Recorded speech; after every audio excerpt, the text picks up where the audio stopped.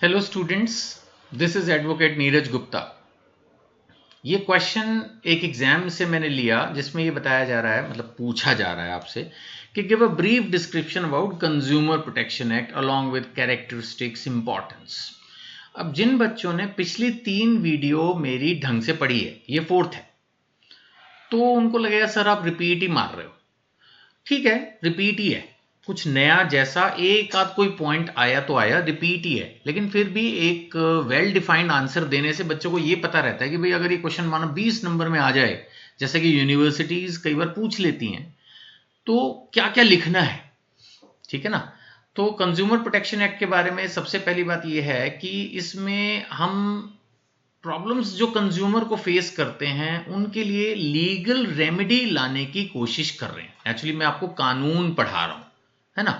सो intention क्या है, एक लीगल रेमेडी देनी है कंज्यूमर को। अगर कोई मिसलीडिंग एडवर्टीजमेंट है, अनफेयर प्रैक्टिस है, हम सब डिस्कस कर चुके हैं, तो उसके लिए एक लीगल रेमेडी देने के लिए जो कि सिंपल हो, स्पीडी हो, इनएक्सपेंसिव हो।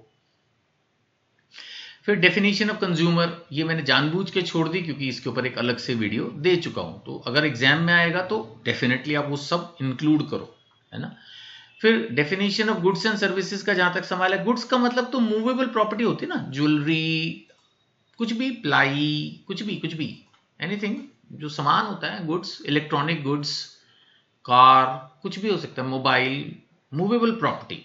और सर्विसेज में आ गया आपका sorry all, banking, insurance, transport, electricity, housing, entertainment. नहीं लिखा हुआ इन्होंने, लेकिन हजारों तरह की सर्विसेज होती हैं, कोरियर, इवन एजुकेशन भी काफ़ी हद तक कमर्शियल वे में जो कोचिंग्स वगैरह होती हैं, स्कूलों की तो चलो एग्जेम्प्ट रहती है, क्योंकि फ्री वाली जहां तक सवाल आता है या जो चैरिटेबल स्टाइल से चलती हैं चीजें, वो तो नहीं आती, बाकी कमर्शियल वे में तो सब कुछ ही आता है। डिफेक्ट एंड डेफिशिएंसी क्या है? डिफेक्ट एंड डेफिशिएंसी है fault, imperfection, shortcoming in quantity, quality, standard of goods. कुछ भी गड़बड़ करोगे तो पकड़ लेंगे। कंज्यूमर प्रोटेक्शन एक्ट का मतलब यही है कि अगर आपने कोई भी सामान कम दिया, घटिया दिया, पुराना दिया, डुप्लीकेट दिया, कोई सर्विस ठीक से नहीं दी, प्रॉमिस कुछ किया, काम कुछ किया, तो पकड़ लेंगे। That is defect. Defect word जो होता है वो गुड्स के साथ यूज होता है और डेफिशिएंसी सर्विस के साथ होती है। राइट्स ऑफ कंज्यूमर्स, ये भी पूरे लिखने हैं, मैंने जानबूझ के यहां पर इंक्लूड नहीं किया, सिर्फ heading they the. Rights of consumer की अलग से वीडियो, अलग से नोट्स हैं, आप पढ़ चुके हो, तो वो भी पूरा लिखना है भाई, 20 नंबर के हिसाब से, तभी तो पूरा बनेगा ना आंसर। अब यहां पर पॉइंट रिपीट हो रहा है, कंज्यूमर रिड्रेसल कमीशन, आपको पता है 3 टियर है, पहले भी वीडियोस में कवर कर दिया, वही चीज यहां रिपीट हो रही है, सेम केसेस आ रहे हैं। ई कॉमर्स को भी कवर किया गया है, ये भी पॉइंट पहले कवर कर चुका हूं। इसके अलावा अगर हम बात कर रहे हैं इंडियन मेडिकल एसोसिएशन का केस, पहले भी बताया था कि इवन डॉक्टर्स भी सर्विस के अंदर कवर्ड होंगे, ये केस भी पहले कवर हो चुका है। इंपॉर्टेंस ऑफ द एक्ट की बात करें तो मैंने अभी बताया कि ये कंज्यूमर कॉन्फिडेंस को बढ़ाएगा, हेल्दी मार्केट एनवायरनमेंट को लाएगा, और लीगल रेमेडी जो मैंने बिल्कुल इस क्वेश्चन की शुरुआत में बोली, ये बेसिकली कंज्यूमर एक्सप्लॉयटेशन होने पर, उसको कोई डिफेक्टिव प्रोडक्ट देने पर, डेफिशिएंसी इन सर्विस होने पर, एक inexpensive, not expensive, I am sorry, inexpensive and speedy जो है वो प्रोटेक्शन या जस्टिस देने की कोशिश करता है। अब हम आते हैं मेन पॉइंट पर, करेक्टरिस्टिक्स क्या हैं इस पर्टिकुलर एक्ट के। तो देखो, सबसे पहले तो ये सोशल वेलफेयर जो है लेजिस्लेशन है, यानी कानून है, उसका इंटेंशन है सोशल वेलफेयर, कि जो हमारा कंज्यूमर है वो सोसाइटी के अंदर है। और मैंने आपको याद होगा पिछली वीडियो में बोला था कि इवन जो मैन्युफैक्चरर है, सर्विस प्रोवाइडर है, वो भी तो कंज्यूमर है, वो एक आध प्रोडक्ट ही तो बना रहा है, बाकी सब चीजें तो, और हो सकता है जो वो बना रहा हो वो उसको भी यूज ना कर रहा हो। अब हो सकता है कोई बहुत अमीर हो और वो 200 रुपए वाला जूता बना रहा है, उसकी भी मार्केट होती है ना, लेकिन वो खुद हो सकता है 200 वाला जूता पहनता ही ना हो। तो इसका मतलब वो अपना प्रोडक्ट तो सिर्फ बेच ही रहा है, और हर चीज जो वो अपनी लाइफ में यूज कर रहा है उसके लिए वो कंज्यूमर है, तो वो भी तो सोसाइटी का पार्ट है, उसको भी तो प्रोटेक्शन चाहिए।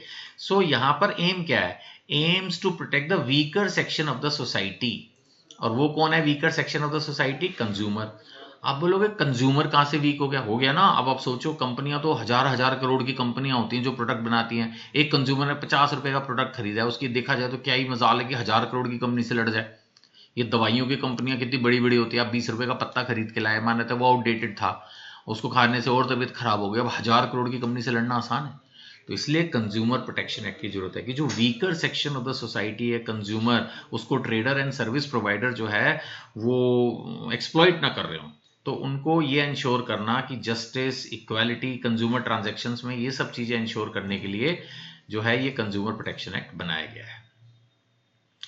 कंज्यूमर राइट्स के लिए रिकॉग्निशन, आपको पता है कंज्यूमर राइट्स मैंने पढ़ा दिए हैं आपको। अब उन राइट्स को रिकॉग्नाइज किया गया कि ये कंज्यूमर को राइट है कि उसको सेफ्टी हो, वो चूज कर पाए, उसके पास इंफॉर्मेशन हो, अगर कोई कंप्लेंट हो तो उसको सुने, सॉल्व करे, ये उसके राइट्स हैं। इस चीज को रिकॉग्नाइज करवाया कंज्यूमर प्रोटेक्शन एक्ट ने।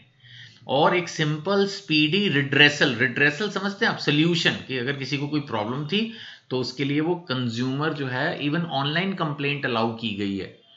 और इस तरह से सिस्टम बनाए गए हैं कि अगर किसी को कोई दिक्कत हो और वो कंज्यूमर कोर्ट में जाए तो उसको जल्दी आंसर मिले, आई मीन सोल्यूशन मिले, जस्टिस मिले, कंपनसेशन मिले, प्रोडक्ट खराब है तो उसका डिफेक्ट ठीक किया जाए या रिप्लेस किया जाए, जैसा भी हो उसको पूरा हेल्प किया जाए। 3 टियर रिड्रेसल सिस्टम है, ये बहुत बार बताया जा चुका है तो मैं रिपीट नहीं कर रहा हूं कि भाई district level, state level, national level.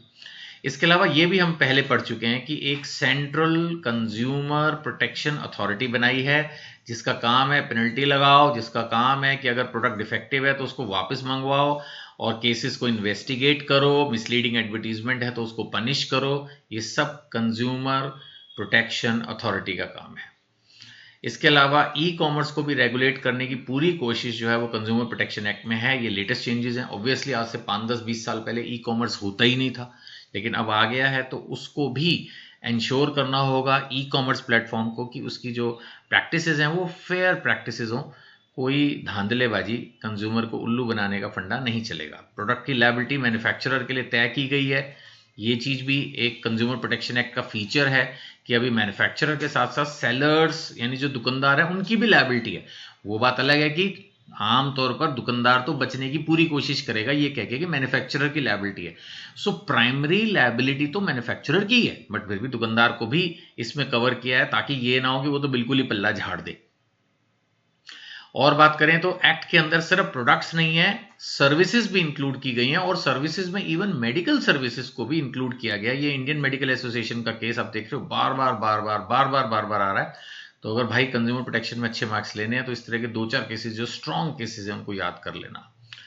Consumer awareness की पूरी कोशिश ये एक्ट के अंदर जो है वो की गई है कि इस तरह की संस्थाएं बने, एनजीओज बने या गवर्नमेंट बॉडीज हों जो कि कंज्यूमर प्रोटेक्शन के ऊपर बोलें, लोगों को समझाएं। तो ये आप देखो कि देखने में छोटा लग रहा है, क्वेश्चन 20 नंबर के लायक पूरा कंटेंट है आपके पास, और अभी तो आपने डिस्ट्रिक्ट फॉरम्स वगैरह के बारे में नहीं पढ़ा। जब उनको भी पढ़ लोगे तो थोड़ा थोड़ा और उसको भी इसमें एक्सप्लेन कर सकते हो। सो मैं तो बोलूंगा कि अगर आपके एग्जाम में कंज्यूमर प्रोटेक्शन एक्ट के ऊपर एक जनरल क्वेश्चन आ जाए 20 नंबर का तो आपकी लॉटरी लग गई। जितना भी पढ़ा हो सब आपको ब्रीफ में 5 से 6 पेज आंसर शीट बढ़िया से सजा के लिख दो। जितने केस लिख सकते हो 2, 3, 4 वो भी लिख दो, आपको बड़े अच्छे मार्क्स मिल जाएंगे। ठीक है, फिर भी कोई डाउट हो आप नंबर्स दिए हैं, इन पर पूछ सकते हो व्हाट्सएप करके। और व्हाट्सएप चैनल पर मेरे ज्वाइन करना हो तो भी आप कर सकते हो। Face to face classes join करनी है, ये एग्जाम के दिनों में होंगे, उनके लिए पहले से रजिस्ट्रेशन करा लेना, लास्ट में शायद ना हो पाए। और इसके अलावा जो है आप जो है बुक खरीदनी हो, जो मैंने ये हिंदी इंग्लिश दोनों भाषाओं में लिखी है, तो उसके लिए भी कांटेक्ट कर सकते हैं। Thank you.